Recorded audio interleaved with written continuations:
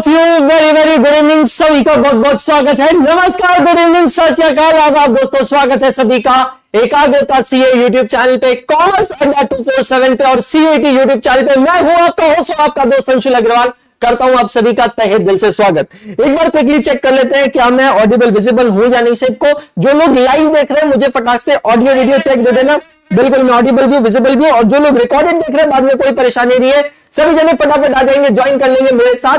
यहां पर आज से भैया रेवोल्यूशन चालू होने वाला है। चाहे आप 11th कॉमर्स के स्टूडेंट हो, 12th कॉमर्स के स्टूडेंट हो, चाहे आप सीए एस्पायरेंट हो, चाहे आप सीए नहीं करना चाहते बट सोच रहे हैं, चाहे आप कंपनी सेक्रेटरीशिप कर रहे हैं, चाहे आप कॉस्ट एंड मैनेजमेंट अकाउंटिंग कर रहे हैं, कोई फर्क नहीं पड़ता है बेटा जी। अभी जो मैं यहां पर पढ़ाने वाला हूं वो सबके लिए है। जैसे हीरा है सदा के लिए, वैसे ये सब कुछ भी है सबके लिए। करेक्ट। वॉइस का इशू आ रहा है। एक बार मैं चेक कर लेता हूं मेरे फोन में। चाहे आप सीए नहीं करना चाहते, नहीं, बिल्कुल परफेक्ट है बेटा जी, बिल्कुल परफेक्ट है। सो यार हाँ, ये जो सीरीज है ये है बेसिक्स ऑफ अकाउंटिंग की, बेसिक्स ऑफ अकाउंटेंसी की, जो भी आप कहना चाहें। बिल्कुल जीरो से हम लोग सीखने वाले। तकरीबन 15 से 20 लेक्चर्स की ये सीरीज है। मैं आपको वादा कर रहा हूं, आपको अकाउंटिंग की, अकाउंटेंसी के बारे में कुछ भी नहीं पता तो भी मैं आपको पता करवा दूंगा, तो भी मैं आपको समझा दूंगा। ये मेरा आपसे वादा है। शक्ति। करेक्ट। चलिए एक एक करके शुरू करते हैं, आगे बढ़ते हैं। पहला दिन है, पहला वीडियो है, थोड़ी जानकारी, थोड़ी सी इंफॉर्मेशन, उसके बाद में तो फिर धीरे धीरे करके इसको सबको ट्रिम करते चलेंगे। नाउ मूविंग अहेड दोस्तों, आगे बढ़ते हुए देखते हैं। सबसे पहले यहां पर मेरे बारे में मैं आपको बता दूं, मेरा नाम है सीएस अंशुल अग्रवाल। मैंने फर्स्ट अटेम्प्ट में चार्टर्ड अकाउंटेंसी और कंपनी सेक्रेटरीशिप एक साथ क्लियर किया है इन द ईयर 2011। मैं पुणे महाराष्ट्र से मैंने अपना सीए पूरी तरह कंप्लीट किया है। पिछले 12 सालों से मैं सीए के स्टूडेंट्स को पढ़ा रहा हूं। कॉमर्स के स्टूडेंट्स को 11th 12th को मैं पहले पढ़ाया करता था, लेकिन अब नहीं पढ़ाता हूं। मैं एकाग्रता सीए इस प्लेटफॉर्म का फाउंडर हूं, डायरेक्टर हूं। अड्डा 247 पे सीए वर्टिकल का, कॉमर्स वर्टिकल का मैं डायरेक्टर हूं। और besides being a chartered accountant मैं लाइफस्टाइल ब्लॉगर हूं, जोश टॉक स्पीकर हूं, मोटिवेटर हूं। बट अभी ज्यादा नहीं, धीरे धीरे कहते हैं ना, कुछ समय बिताइए आप मेरे साथ, फिर आप मुझे जान जाएंगे। मैं अपनी जिंदगी में ना ये 3 रूल्स को फॉलो करता हूं, जिनको मैं अपने सक्सेस मंत्रास कहता हूं। नंबर 1 है पेशेंस, धैर्य बहुत ज्यादा जरूरी है। नंबर 2 है ट्रस्ट, विश्वास। और नंबर 3 है सेल्फ रिलायंस, मतलब आत्मनिर्भरता। मेरा टाइम टेबल और शेड्यूल यहां पर आप लोगों के सामने है। मैं YouTube पे आज से लाइव चालू कर रहा हूं पूरी अपनी टीम के साथ, अपने पूरी की पूरी टीम। अभी आपने 4 बजे स्वाति मैम को देखा है, 5 बजे डी निशान सर प्रयागराज, 6 बजे ये बंदा हाजिर है, और 7 बजे आएंगे माननीय आदरणीय जतिन भाई जी डेमला। मंडे टू फ्राइडे हम लोग आपकी क्लासेस लेने वाले। मेरा टाइमिंग है शाम को 6 बजे। ये जो बैच आप देख रहे हैं ये है सीए फाउंडेशन की सफलता बैच। अब सवाल यहां पर ही आता है कि सर अगर हम लोग सीए नहीं कर रहे हैं तो ये बैच देख सकते हैं। जैसे कि मैंने कहा, अकाउंटिंग हो, मैथमेटिक्स हो, इकोनॉमिक्स हो, ये सारे सब्जेक्ट्स 11th 12th में भी होते हैं। तो ये जो वीडियोस है ये 11th 12th वाले बच्चों के लिए भी इक्वली एप्लीकेबल और बहुत इंपॉर्टेंट है। करेक्ट। अभी जो बैच चल रही है सीए फाउंडेशन की सफलता बैच है 2025 की। सर जनवरी वाला बच्चा देख सकता है यार, देख जरूर सकते हो, लेकिन जनवरी तक सिलेबस खत्म नहीं होगा। सर ये बैच फ्री है, 100% फ्री है। सर मई 25 गो हेड, सर सितंबर 25 गो हेड। भाई कंटेंट चेंज नहीं होगा, देखते रहे शिद्दत से। हमारी अड्डा 247 के ऐप पे कुछ क्लासेस चल रही है, आप यहां देख सकते हैं।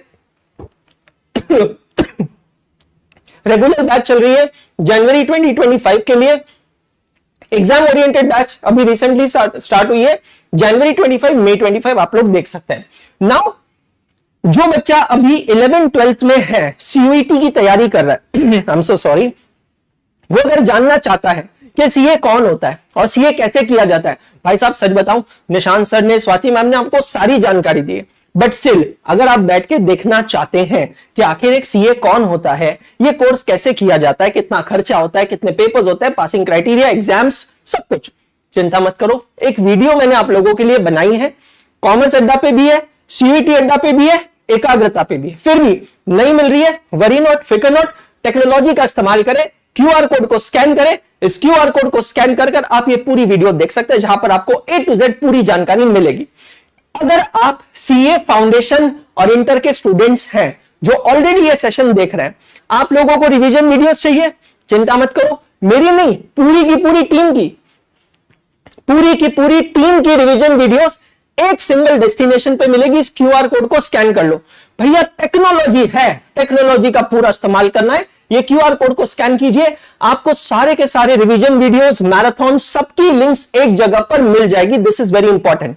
नाउ यहां पर है पूरी की पूरी टीम, बिल्कुल अलीशा चौहान जी, ये बैच पूरी तरह फ्री है 11th 12th CS CS CMA के बच्चों के लिए, कोई परेशानी नहीं। पूरी की पूरी टीम है, दर्शन जैन सर है, जतिन डेमला सर है, स्वाति मैम है, ये नाचीस, फिर यहां पर है ओए होए होए होए, तारीफ करूं क्या इसकी जिसने तुम्हें बनाया, निशान सर प्रयागराज, आदर्श भाई जोशी, और यहां पर आप देख सकते हैं हमारे आकाश पेडनेकर सर मुंबई से। ये पूरी की पूरी टीम है। एकाग्रता अड्डा 247 आपके लिए लेके आया सब्सक्रिप्शन मॉडल, जहां पर सिंपल तरीका है, सीधी बात, नो बकवास। आपके पास दो ऑप्शन है, महापैक, महापैक प्रो। अगर आप सीए करना चाहते हैं तो आप हमारी सब्सक्रिप्शन लेंगे और सब्सक्रिप्शन लेकर आप हमारी क्लासेस अटेंड कर सकते हैं। ये क्लासेस, ये सीरीज सफलता बैच यूट्यूब पे हो रही है एब्सोल्युटली फ्री। 11th का बच्चा, 12th का बच्चा, सीए फाउंडेशन का बच्चा, सीएस फाउंडेशन या ईटी का बच्चा या सीएमए का बच्चा आप आराम से देख सकते हो। बेसिक्स ऑफ अकाउंटिंग हम लोग यहां पर शुरू करें, लेट्स गेट स्टार्टेड। और हां, जब भी आप टैग करें हमें, कहीं पे भी इंस्टाग्राम पे पोस्ट डालें, इस हैशटैग को यूज करें, हैशटैग सीए बाहुबली टीम। ये आपकी टीम है, ये नाम आप लोगों ने हमें दिया है।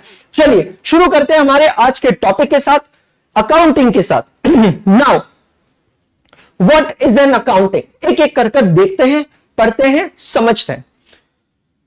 काफी लोगों को गलत फहमी है, ठीक है, बहुत बेसिक से जाऊंगा, मैं फिर से बता रहा हूं, अज्यूमिंग कि यहां पर क्लास में बहुत सारे लोग नॉन कॉमर्स लोग हैं, उस लेवल से मैं जाने वाला हूं, ठीक है। What is accounting? My dear friends, हम लोगों को लगता है, काफी लोगों को गलत फहमी है कि जब अकाउंटिंग ये टर्म की बात होती है तो अकाउंटिंग का मतलब होता है सिर्फ debit, credit, asset, liability, profit, loss, income, expense. अहिया काई बात नहीं मोटा भाई, ऐसा कुछ नहीं है कि बाबा, ऐसा कुछ नहीं है बाबा। अकाउंटिंग का मतलब होता है किसी भी तरीके की counting. Any and every type of counting is known as accounting. Are you getting my point? Any and every type of counting is known as accounting. This is very very important. मतलब यार, अगर एक छोटा सा बच्चा है, उस बच्चे के पास, ध्यान से सुनना, एक छोटा सा बच्चा है, उस बच्चे के पास एक 100 रुपीज की नोट है, 100 रुपए की नोट। आप उस बच्चे से क्या करते हैं, उसकी 100 रुपए की नोट ले लेते हैं, ठीक है, और उसकी 100 रुपए की नोट लेकर उसको उसके बदले में चिल्लर दे देते हैं, कॉइन्स दे देते हैं, 10-10 रुपए के 5 कॉइन्स। ये बच्चा जो है ना, नादान परिंदा, छोटा बच्चा, ये खुश हो जाएगा। माइक में प्रॉब्लम आ रही है, एक मिनट, मेरे यहां पे तो वॉइस सही आ रही है, मैं चेक कर लेता हूं एक बार। उस बच्चे से क्या करता है, उसकी 100 रुपए की नोट ले लेते हैं, ठीक है, और उसकी 100 रुपए की नोट लेकर उसको उसके बदले में चिल्लर दे देते हैं, कॉइन्स। मेरे यहाँ पे तो बिल्कुल परफेक्ट है दोस्त, मेरे यहाँ पे तो आवाज में कोई प्रॉब्लम नहीं है, बिल्कुल परफेक्ट आ रही है आवाज, है ना, चेक कर लेना भाई, बिल्कुल परफेक्ट है। प्रॉब्लम होती थी तो यार आउटपुट सब जगह सेम आता था, ठीक है, हाँ जी, ठीक है। बाकी अगर फिर भी प्रॉब्लम आ रही है तो आज एडजस्ट कर लो, कल वापस कुछ सेट कर लूंगा, ठीक है। नाउ छोटा बच्चा है, 100 रुपए की नोट है इसके पास, एक नोट, आप उसको 10-10 रुपए के 5 कॉइन्स देते हैं और उससे 100 रुपए की नोट ले लेते हैं। आपको पता है ये छोटा बच्चा खुश हो जाएगा, कुछ खुश हो जाएगा। क्यों हो जाएगा पता है? पता है क्यों खुश हो जाएगा? क्योंकि भैया ये बोलेगा कि हमारे भैया ने हमसे एक लिया है और हमको उस एक के बदले 1, 2, 3, 4, 5 दिया है। समझ में आ रहा है? हमारे भैया ने हमसे एक लिया है, उसके बदले में हमें 5 दिया है। अरे भैया, वो छोटा बच्चा को जाकर कौन समझाओ, अरे पगले तू तो लुट गया, तू तो बर्बाद हो गया रे, 50 रुपए का तेरा नुकसान हो गया। लेकिन वो छोटा बच्चा को समझ में नहीं आता है, उस बच्चे को कहां पता है कि what is money, what is currency, what is rupee, nothing. He simply understands counting. Any and every type of counting means accounting.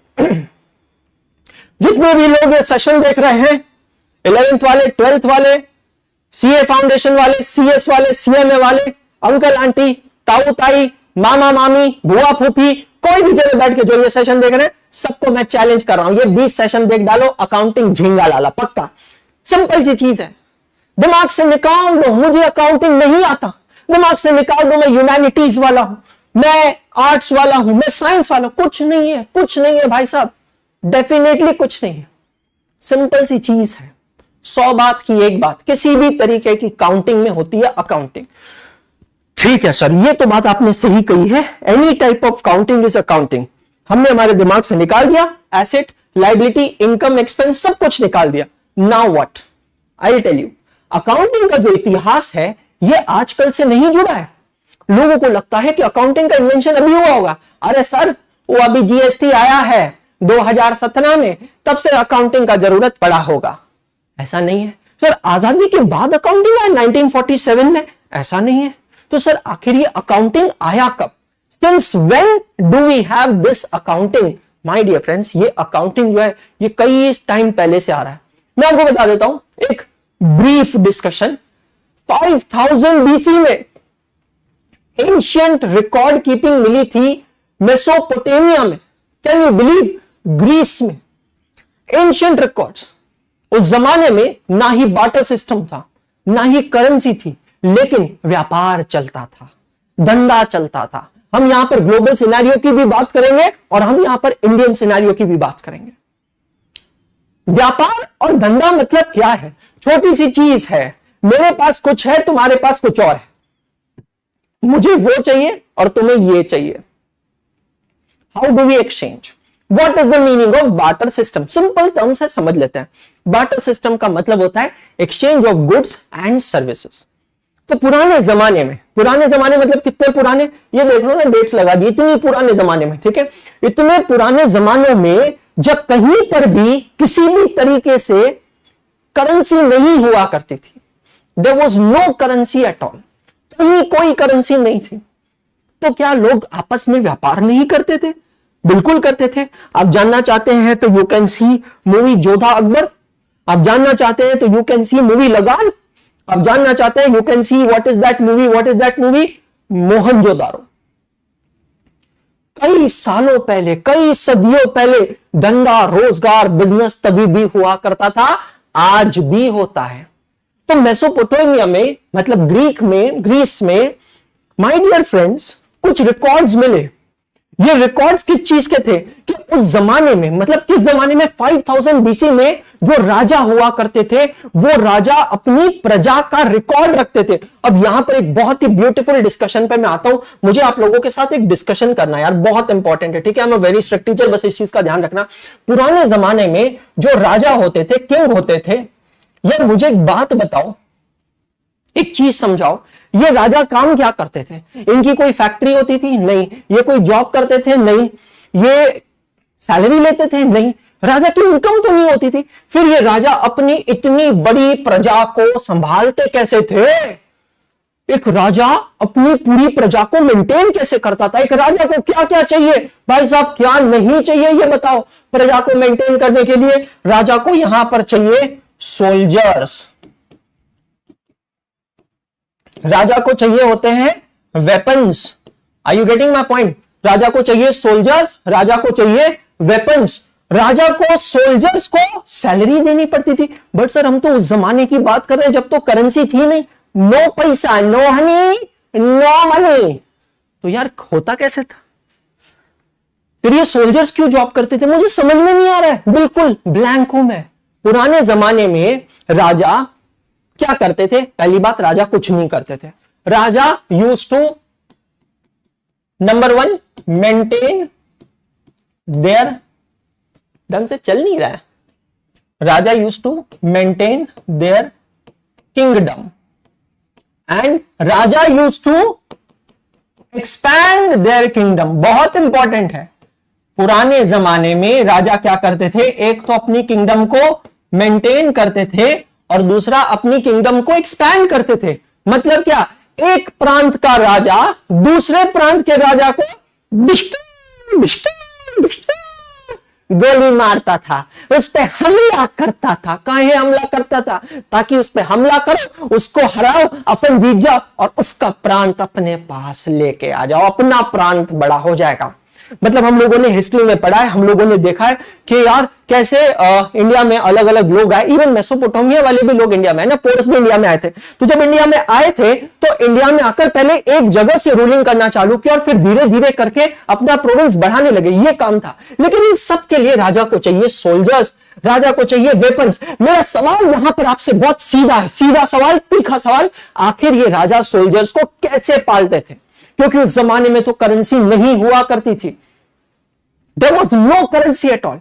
तो राजा अपने सोल्जर को क्या देते थे? सोल्जर को क्या नहीं लगेगा बेटा, बेसिक जरूरत हो। अरे पैसा मिट गया, मिट गया, अरे प्रभु, हे देवा देवा, उठा ले रे बाबा, जाओ देखी, ठीक है। राजा अपने सोल्जर को क्या देता था? सोल्जर को क्या नहीं चाहिए? सोल्जर सोल्जर सोल्जर को चाहिए रोटी, सोल्जर को चाहिए कपड़ा, सोल्जर को चाहिए मकान। Why was someone serving the king? Because एक सिंपल सी चीज के लिए सर्व करता था, बिकॉज उसको राजा गारंटी देता था रोटी की, कपड़ा की, मकान की। पुराने जमाने की बात कर रहा हूं, जब मनी नहीं हुआ करता था, जब करेंसी नहीं हुआ करती थी, फिर भी राजा के जो सोल्जर्स है, जो आर्मी है, वो आर्मी कैसे चला करती थी, कैसे काम किया करती थी? राजा उन लोगों की केयर टेकिंग करता था, राजा उनकी जिम्मेदारी लेता था। मैं तुम्हारे परिवार की जिम्मेदारी लेता हूं, मैं तुम्हारे परिवार को खाने के लिए रोटी दूंगा, पहनने के लिए कपड़ा दूंगा, रहने के लिए मकान दूंगा, छत दूंगा, दैट्स ऑल, खत्म, और किसी चीज की जरूरत नहीं है। लेकिन अब आता है सवाल, अब आता है सवाल, आखिर राजा के पास कहां से आता था ये रोटी, ये कपड़ा और ये मकान? राजा खुद थोड़ी खेतों में जाके खेती करता था। अब आता है इसका आंसर, ये राजा की होती थी बहुत सारी प्रजा, the citizens of the province. ये वो लोग होते थे जो राजा की नगरी में रहते थे, जिनको राजा प्रोटेक्शन दे रहा है, प्रोटेक्ट कर रहा है। किससे? ताकि दुश्मन देश से, दूसरे देश का राजा अगर जब हमारे पे हमला करेगा तो हम तुम्हें प्रोटेक्ट करेंगे। राजा इनको प्रोटेक्शन देता है और इस प्रोटेक्शन के बदले राजा इनसे वसूल करता है लगान। What is the meaning of लगान? लगान का मतलब होता है टैक्स। मितवा सुन मितवा, तुझको क्या डर है रे, ये धरती, याद है ना? लगान, 3 गुना लगान देना पड़ेगा। लगान का मतलब होता है टैक्स। इंटरेस्टिंग। तो ये जो प्रजा है, ये जो प्रजा है, ये खेती करती है, ये जो प्रजा है, ये कपड़े बुनती है, ये जो प्रजा है, ये गाय बैल से, भैंस से दूध निकालती है, ये जो प्रजा है, ये प्रजा अपनी उत्पन्नति से, अपने हार्वेस्टिंग से एक हिस्सा राजा को देती थी, राजा के कोषाध्यक्ष को देती थी। ये शब्द को मार्क किया जाए, क्या शब्द यूज किया मैंने? तो भाई साहब हिंदी में क्या लिखेंगे, ये तो बेइज्जती हो जाएगी। चलो इंग्लिश में लिख देता हूं, ट्रेजरर।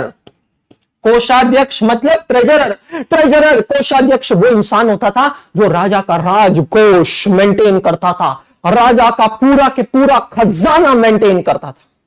ये वो इंसान होता था जो प्रजा से रिकवरी का काम करता था। सर क्या इसको अकाउंटेंट कहते? शॉर्टकट मत मार रही, शॉर्टकट मत मार, अभी मैं फीलिंग में आ गया हूं, कैरेक्टर में आ गया, यार निकाल मत यार बाहर, मुझे हिस्ट्री की बात चल रही है अभी, है ना। ये कोषाध्यक्ष वो इंसान होता था जो राजा के खर्चे और राजा की इनकम को मेंटेन करता था रे, मेंटेन करता था। इनकम बोले तो प्रजा से लेने का, खर्चा बोले तो सोल्जर के लिए करने का, खर्चा बोले तो वेपन्स के लिए पैसा कहां से आता था? कोषाध्यक्ष फाइनेंस करता था। और ये तो नेक्स्ट लेवल चीज है, ये तो अमेजिंग है। मतलब सिस्टम उस जमाने में भी वही था जो आज है, बस नाम बदल गए हैं, वक्त बदल गए हैं, जज्बात बदल गए हैं। आज ये राजा को कहा जाता है गवर्नमेंट, आज ये लगान को कहा जाता है टैक्स। और ये कौन है? ये हम हैं, ये आप हैं, ये मैं हूं, ये हम सभी हैं। Citizens, we the citizen of India, constitution में पढ़ते हैं ना, we the citizens of India, हम भारत के नागरिक हैं, हमें भारत की नागरिकता मिली है। कैसे मिली है? बाय बर्थ मिली है। हम बाय बर्थ इंडियन सिटीजन है। अगर हम इंडियन सिटीजन है तो हमारे कुछ राइट्स है, कुछ ड्यूटीज है, कुछ प्रिविलेजेस है और कुछ रिस्पॉन्सिबिलिटीज है। हमें उसको पूरा करना पड़ेगा। तो ये तो इंटरेस्टिंग है। अरे भैया अभी रुको, पिक्चर अभी बाकी है। ये जो राजा होता था, ये राजा का एक होता था ना प्रधानमंत्री। आपको पता है आज भी हमारे सरकार में है प्रधानमंत्री, जिनको क्या कहते हैं? Prime minister of India, Shri Narendra Modi ji. राजा का पुराने जमाने में कौन होते थे? मुख्यमंत्री। मुख्यमंत्री आज भी है हर स्टेट में मुख्यमंत्री। Every state has a chief minister. पुराने जमाने में राजा के कौन होते थे? गुप्तचर। गुप्तचर कौन लोग होते थे? ये वो लोग होते थे जो दूसरे प्रांतों में, दूसरे राजाओं की नगरी में हमारे जासूस बन के रहते थे। आज क्या है? ISI and raw. टाइगर जिंदा है, एक था टाइगर। रॉ, आईएसआई, ये सब क्या है? गुप्तचर ही तो है। सर ये तो अमेजिंग है। पुराने जमाने में सर राजा का होता था मंत्रिमंडल।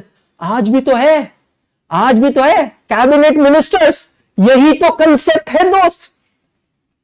पुराने जमाने में राजा का कोषाध्यक्ष होता था, ट्रेजरर होता था। आज भी तो होता है हमारे देश में फाइनेंस मिनिस्टर निर्मला सीतारमण जी। कसं काय बरं, जेवण करून जायचं की हो भाई साहब। मतलब सदियों से चलता आ रहा है, सदियों से चलता आ रहा है। आज भी क्या चल रहा है? आप ये, मैं आपको रियल फैक्ट बताता हूं, रियल फैक्ट बताता हूं।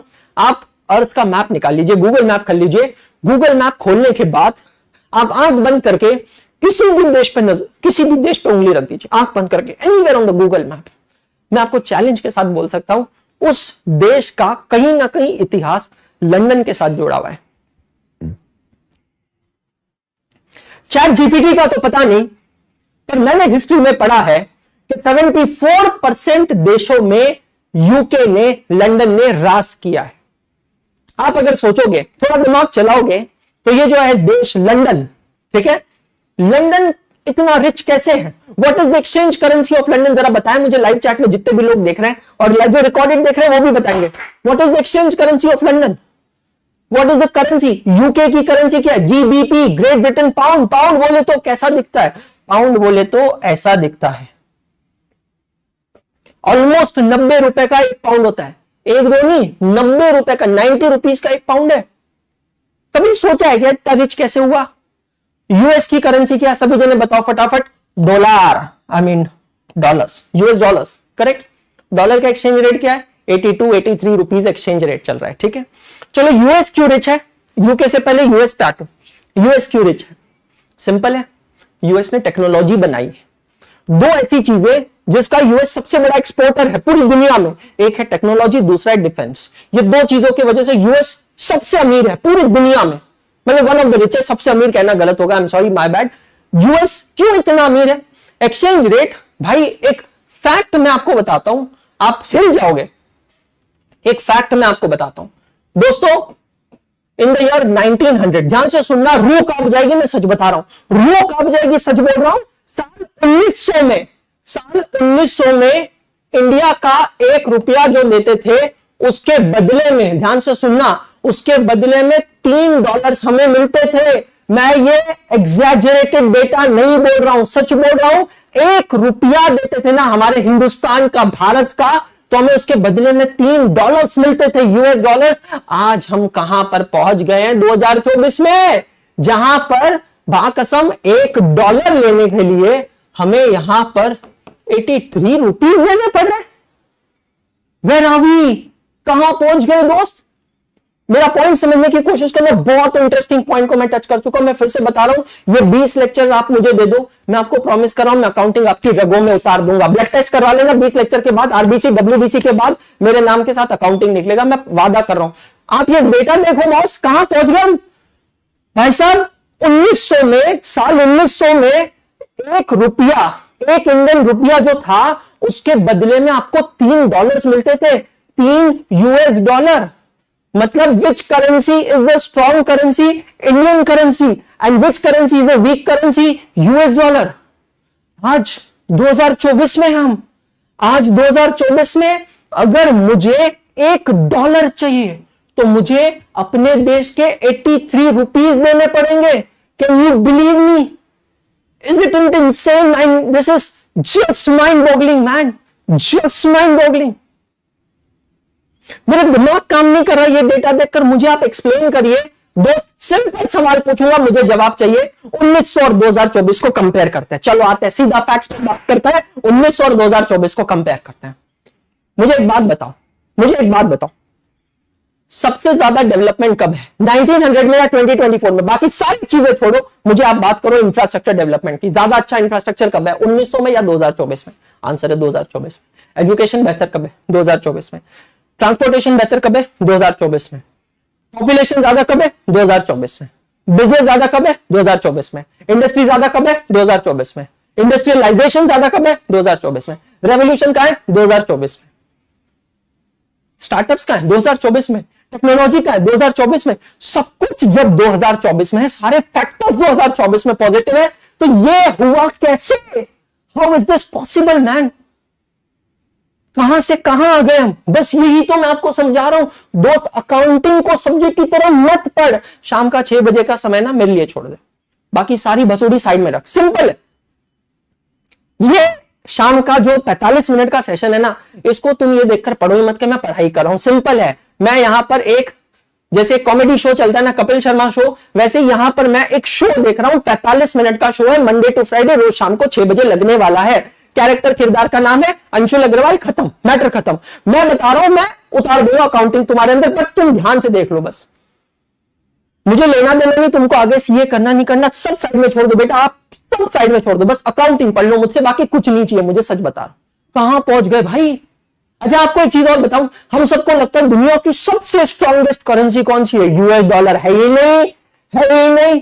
दुनिया की सबसे स्ट्रॉन्गेस्ट करेंसी का नाम है कुवैत दिनार, KWD, सद्दाम हुसैन। भाई साहब, दिमाग काम नहीं करेगा जब मैं आपको आंकड़ा बताऊंगा।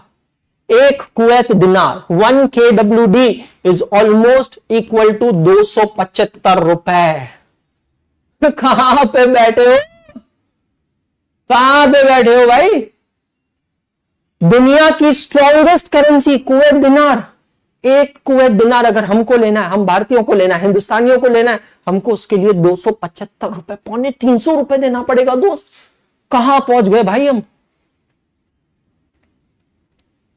I really want to know. It is a wonderful topic. Please understand. Again, I'm telling you, whatever I'm discussing in these sessions, they are very good topic for you to give presentations in your respective schools. दोस्तों के सामने, teachers के सामने ज्ञान जानने के लिए मैं सच बता रहा हूं।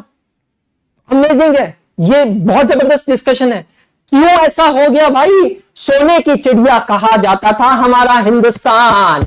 धरती सुनहरी, अंबर नीला, हर मौसम रंगीला, ऐसा देश है मेरा, हाँ ऐसा देश है मेरा। सोने की चिड़िया था मेरा देश। 1900 में 1 रुपए की कीमत $3 थी, क्योंकि विकिपीडिया से जाके पूछ लेना, गंगा मैया की सौगंध। ये 1 रुपए को पता है क्या कहता है विकिपीडिया? British Indian rupee. रूह कांप जाती है ये शब्द सुन के। केड़ा ब्रिटिश इंडियन रुपी? अरे साडा रुपया है, इंडिया दा रुपया है, साडी माती दा रुपया है। केड़ा ब्रिटिश इंडियन रुपी भाई?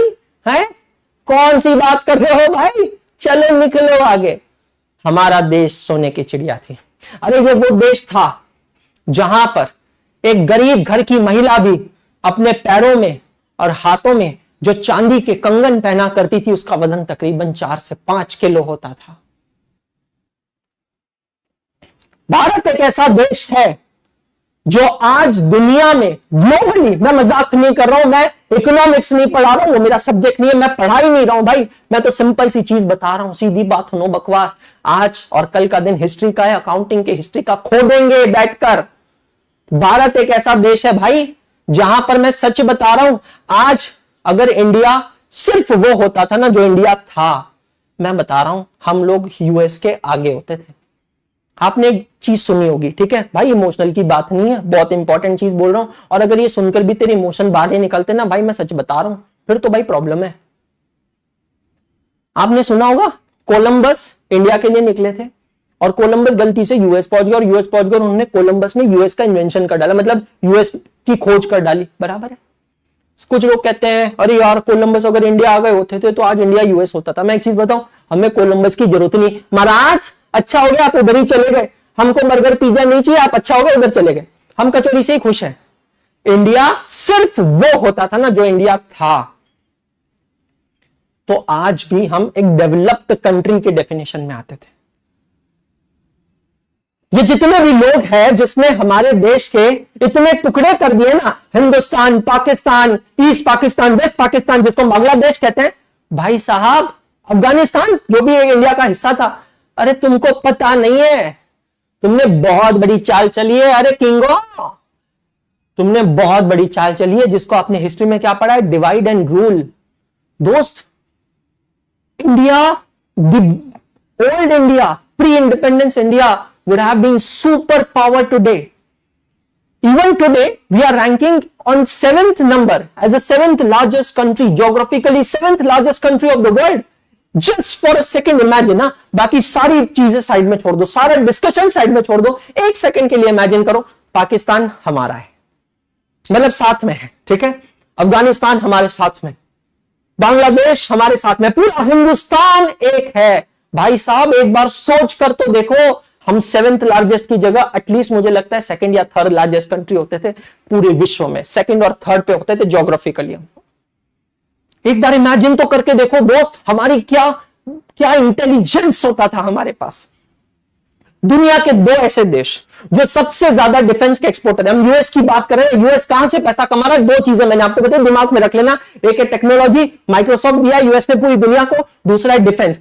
2 ऐसे देश जो डिफेंस के सबसे बड़े एक्सपोर्टर है दुनिया के, उनका नाम सुन लेना, एक है अमेरिका, दूसरा है रशिया। दोनों देश, सबसे ज्यादा लड़ाकू विमान कौन बनाता है, अमेरिका या रशिया। सबसे ज्यादा बम गोला बारूद कौन बनाता है, अमेरिका या रशिया। आपको बताऊं मैं सबसे इंपॉर्टेंट फैक्ट, सबसे इंपॉर्टेंट चीज बताता हूं, दुनिया के 2 सबसे बड़े डिफेंस के कस्टमर का नाम क्या है, हिंदुस्तान एंड पाकिस्तान।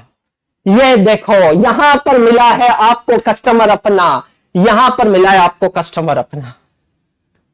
भैया एक चीज समझ लेना, ये जितने भी देश हैं, चाहे तुम कितना भी समिट बना लो, चाहे तुम कितना भी कुछ भी कर लो, एक चीज समझ लेना, दुनिया कभी नहीं चाहेगी, दुनिया कभी नहीं चाहेगी कि हिंदुस्तान, पाकिस्तान, बांग्लादेश ये सब एक हो, क्योंकि यही तो सबसे बड़े कस्टमर बन के बैठे हैं इन देशों के। भैया एक गोली सरहद पे, जब एक गोली चलती है ना, चाहे हिंदुस्तान से पाकिस्तान के लिए चले या पाकिस्तान से हिंदुस्तान के लिए चले, दोस्त जब एक गोली चलती है ना, 350 रुपया खर्चा होता है, 350 रुपया। हजारों लाखों गोलियां चलती है, सोचो कहां से आती है ये गोलियां, बमगारू कहां से आता है, यूके, यूएसए और रशिया से। कैसे बने इतने अमीर, 2 सबसे बड़े कस्टमर्स मिलेंगे। अरे अगर अखंड भारत होता था ना, तो बात ही कुछ और होती थी। कौन खरीदता था इनके गोले, बम बारूद, कोई नहीं खरीदता था, कोई नहीं खरीदता था। यूएसए की हम बात करते हैं, यूएसए इतना रिच है, oh my God, you know that's such a wonderful lifestyle, we live in New York, you know, yeah, we have got JW Marriott, we got Coca-Cola, we got Domino's, काय तुझ्या आईला सांगते काय, आमचा हल्दीराम बरं रे बाबा, काय व्हाट इज, कुछ नहीं है बॉस, कुछ नहीं है, कस्टमर है, कस्टमर ढूंढा है। हम कभी नहीं चाहेगा, ये समझ लेना दोस्त, कोई कभी नहीं चाहेगा कि ये जो एशियन कंट्रीज है ना ये एक साथ आए कभी नहीं चाहेगा, इनका कस्टमर चला जाएगा। सवाल आता है ब्रिटेन इतना रिच कैसे? ब्रिटेन में कोई खास प्रोडक्शन नहीं होता, let me tell you. Britain में कोई खास टेक्नोलॉजी नहीं बनती। आप टेक कंपनी का नाम लीजिए, यूएस के साथ कनेक्शन आपको मिलेगा। I already told you about the defence sector, Russia and USA.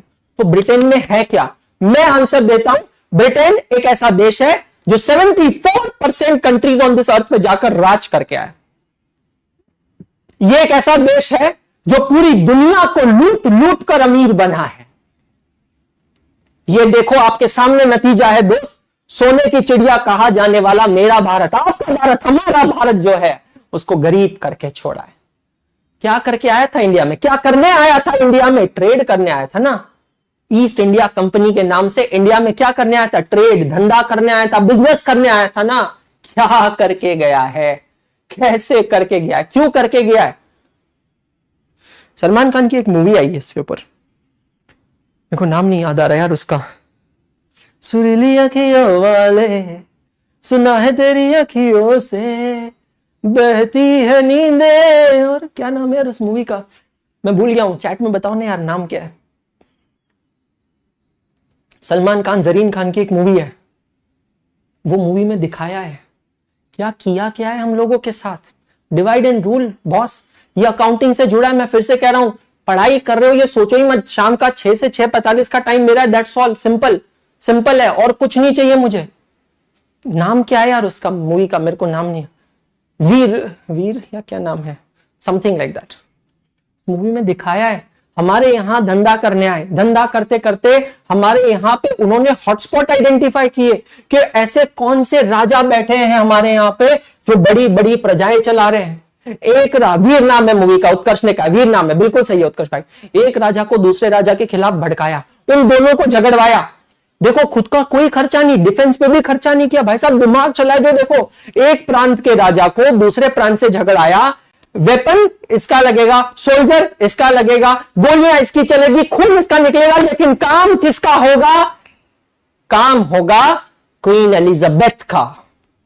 भाई साहब क्या दिमाग चला है भाई। डिवाइड एंड रूल को समझो दोस्त, समझने की कोशिश करो। ये जो डेफिनेशन हमको दिए ना, आपने भी पढ़ी होगी, a company is an artificial person. अबे सही डेफिनेशन दियो तुम ना, यूके वालों एक ही चीज ढंग की कियो, कंपनी की डेफिनेशन दियो, a company is an artificial person. और आपको पता है ये आर्टिफिशियल पर्सन में दिल नहीं होता है, ये आर्टिफिशियल पर्सन में सिर्फ दिमाग होता है, कंपनी राज होता है। ये शब्द आप लोगों ने सुना होगा।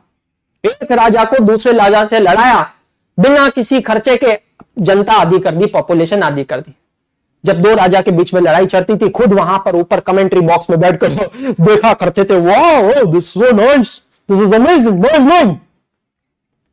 और इस राजा को सुपर पावर बनाया।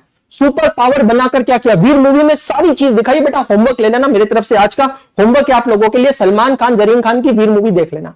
अब ये राजा को अपने इन्फ्लुएंस में ले लिया। इन्फ्लुएंस में लेकर क्या किया? राजा से कहा चलो बेटा हम आपको लेकर चलते हैं लंदन।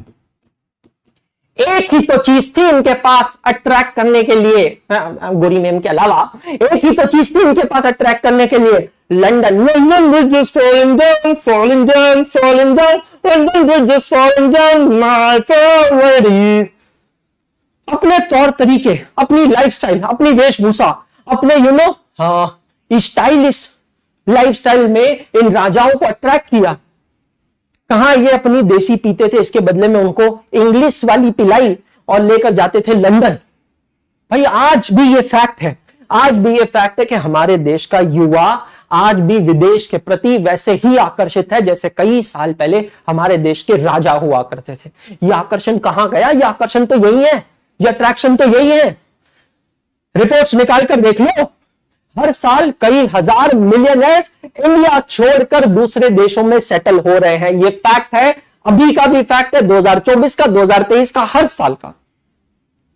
कई लोग इंडिया छोड़ के दूसरे देशों में जा रहे हैं। लंदन लेकर जाते थे, लंदन ले जाकर ये राजा को लंदन की लाइफस्टाइल लगा देते थे। मतलब they used to attract him कि हाँ दिस इज रियल वर्ल्ड। तुम्हारा क्या है देश? गरीबी है, पसीना है, तो मेरी दुश्मन में तेरा मैं नागिन तू, सब मेरा। तुम्हारे देश में नाग निकलता है, तुम्हारे देश में काला जादू होता है। ये बोलकर हमारी ही सोने की चिड़िया को इन्होंने इतना खराब बना दिया उन राजाओं की नजरों में, दुनिया की नजरों में, और लंदन की लाइफस्टाइल लगा दी। लंदन में ले जाकर उनसे कहा कि तुम तुम्हारे बच्चों को कहां पर भेजो? एजुकेशन के लिए लंदन में भेजो। और लंदन में एजुकेशन के नाम पे क्या ब्रेन वॉश किया जाता था? क्या ब्रेन वॉश किया जाता था कि हाँ queen Elizabeth is good, London is good, English is good, UK is good, everything is good, that's all. वहां पर ले जाकर उनको दिखाया जाता था एक अच्छा इंफ्रास्ट्रक्चर, जितने भी राजा हैं दोस्त, उन सभी राजाओं को वहां पर क्या दिए? घर दे दिए। यहां बड़े बड़े महल में रहकर इन लोगों को अच्छा नहीं लग रहा है, वहां 4 कमरों का एक छोटा सा घर दे दिया, राजा खुश हो जाते हैं। कहां है? हम लोग लंदन में हैं। भाई साहब, हमारे यहां बढ़िया ये बैठ के पीटला भाकरी खाते थे, है ना, सब्जी रोटी खाते थे, वहां जाकर बर्गर खा रहे हैं, कोको कोला पी रहे हैं। बताइए जरा, गोरी मेमो के साथ डांस कर रहे हैं, ये डांस कर रहे हैं, ये आदत लगा दी। अब देखो, जब ये राजा लंदन में जाते थे सो कॉल्ड छुट्टी बनाने, तब यहां पर राजा के पीछे जो ब्रिटिश सरकार थी वो हमारे देश को खोखला बनाती चाहती थी अपने स्पोर्ट्स के थ्रू। लगान मूवी में देखा आपने, कुछ भी झूठ नहीं है, सब कुछ रिसर्च है। आज का सेशन भी पूरा रिसर्च करके आया हूं, कोई भी चीज बकवास नहीं है यहां पर, सिंपल चीज है, रेलेवेंट है, बकवास है, सीधी बात। बकवास लगे बोल देना, सेशन को स्किप मार देना, सिंपल चीज है, मत देखना दोबारा। अगर अच्छा लगेगा एंड में कमेंट जरूर करके जाना, किसी भी चैनल पे देख रहे हो, अच्छा लगेगा कमेंट करके जाना, बकवास लगे छोड़ देना, वापस देखना ही मत, सिंपल सी चीज है। भाई साहब, खून खोलना चाहिए। 1 रुपया $3 से कहां पहुंच गए? $1 83 रुपए। क्या हो गई? अभी तुम लोग जब पढ़कर तैयार होंगे, जो बच्चे अभी 11th में है, जो बच्चे अभी 12th में आएंगे, फिर आगे तुमको क्या लग रहा है ये करेंसी रेट कहां जाएगा? मैं तुमको मेरा डेटा देता हूं बेटा, मेरा स्टैट देता हूं। मैंने पहली बार अपने इन्हीं हाथों से फॉरेन करेंसी एक्सचेंज की थी इन द ईयर 2009, ठीक है, 2009 में आर्टिकलशिप कर रहा था एक क्लाइंट के लिए, करेंसी एक्सचेंज की थी। आर्टिकलशिप मतलब जो लोग सीए करते हैं ना, उनको 2 साल की ट्रेनिंग करनी पड़ती है, उसको कहते हैं आर्टिकलशिप। 2009 में किया था। आपको पता है उस समय का एक्सचेंज रेट क्या? बताऊंगा ना, हंसोगे यार आप।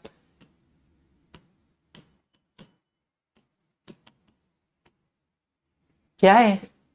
अबे 2009 में 45 रुपए देकर $1 मिल गया था मेरे को, उस समय तो वो भी बहुत लगा था। 45 रुपए देकर $1, आज कहां पहुंच गए हम? 83 रुपए पे। आप लोग जब मेरी जगह पहुंचोगे ना, सीए बन जाओगे, मतलब जो भी कुछ बन जाओगे, सीए अगर बन जाओगे, जो भी कुछ बन, आप लोगों को क्या लगता है ये क्या भाई साहब ये 100 क्रॉस कर चुका होगा? तो आग तो अंदर लगनी चाहिए, क्योंकि इसको बढ़ा या घटा हम ही लोग सकते हैं, और कोई नहीं सकते, समझ लेना, हम नहीं सकते, ये मैं आपको अभी बता देता हूं।